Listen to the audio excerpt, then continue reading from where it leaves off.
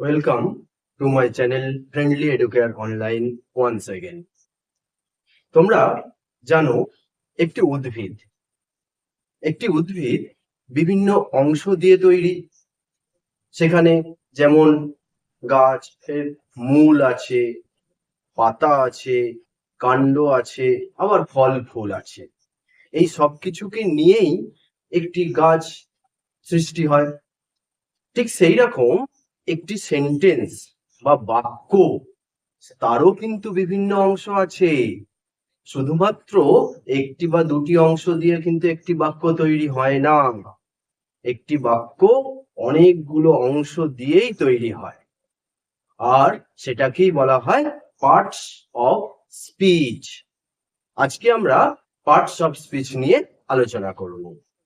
তবে তার আগে যারা আমার এই চ্যানেলে নতুন, তাদের কাছে অবশ্যই আমার আবেদন রইল, তোমরা ভিডিওটি শেষ পর্যন্ত দেখো এবং ভালো লাগলে অবশ্যই সাবস্ক্রাইব করো এবং বন্ধুদের মধ্যে বেশি বেশি করে শেয়ার করে দিও।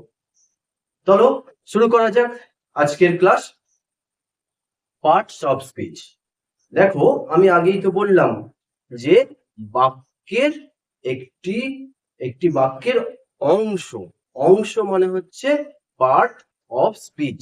এই স্পিচ মানে যেমন উক্তি, সেরকম সেই উক্তিটাই হলো বাক্য বা সেন্টেন্স। সেটার বিভিন্ন অংশ।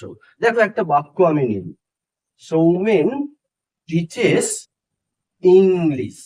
এখানে দেখো, সৌমেন টিচেস ইংলিশ, এই কথাটা শুধুমাত্র একটা অংশ দিয়েই কি তৈরি হয়েছে?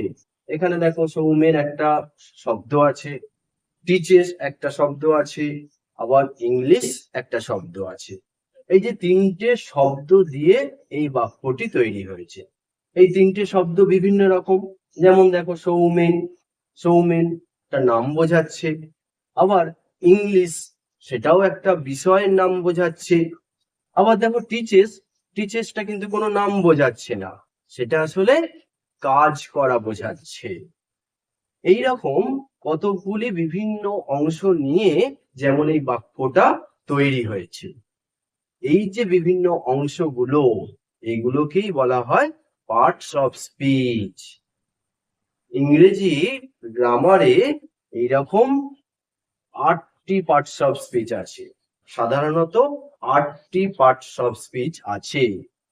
সেগুলো কি কি দেখো, number 1 noun, number 2 pronoun, number 3 adjective, number 4 verb, number 5 adverb, number 6 preposition, number 7 conjunction, number 8 interjection.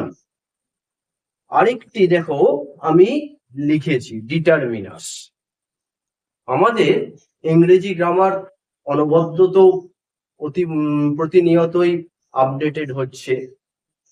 এখন যারা মডার্ন গ্রামারিয়ান আছেন, তারা অনেকেই আবার এটা বিশ্বাস করছেন যে এই পার্টস অফ স্পিচ 9 রকম। সেটা 9 রকম। সেই 9th নাম্বারটা কি? সেটা হলো ডিটারমিনাস। এই ডিটারমিনাসটা আমরা সাধারণত পাই না, কিন্তু অনেক গ্রামারিয়ান তারা কিন্তু এটাকেও একটি পার্টস অফ স্পিচ হিসেবে মনে করছে। আজকে আমরা এটুকুই আলোচনা করলাম। বাকি ক্লাসে আমরা এই পার্টস অফ স্পিচ গুলো নিয়ে ডিটেলসে আলোচনা করব। আজকের মতো টাটা।